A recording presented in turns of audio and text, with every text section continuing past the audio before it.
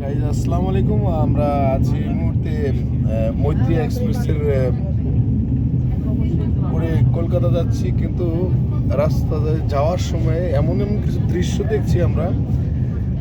দুই পাশে, ট্রেনের দুই পাশেই কিন্তু পানি দেখা যাচ্ছে। বন্যা বন্যায় সিরাজগঞ্জে, তাই তো? রাস্তার এই পাশে পানি, এই পাশেও পানি। আমার মনে হয় নিকলিয়া হাওড়ে চলে এসছি আমরা। একটু দেখুন। তারপরও এত জলের জন্য এই মমতা দিদির কাছে আমাদেরকে যেতে হয়। আমরাই ওনাকে জল দিয়ে দিব প্রয়োজনে। একটু দেখুন, দুই পাশটা দেখুন।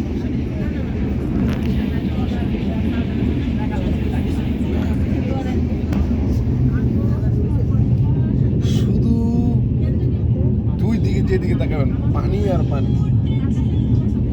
এর মাঝে মাঝখান দিয়ে চলছে আমাদের এই মৈত্রী এক্সপ্রেস।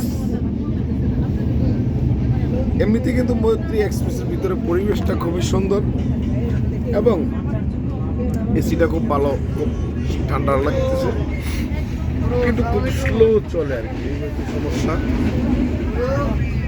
একটা বার দেখুন, আমি ক্যামেরাটা যে অ্যাঙ্গেলে ধরেছি, আমার এই পাশেও পানি, এই পাশেও পানি।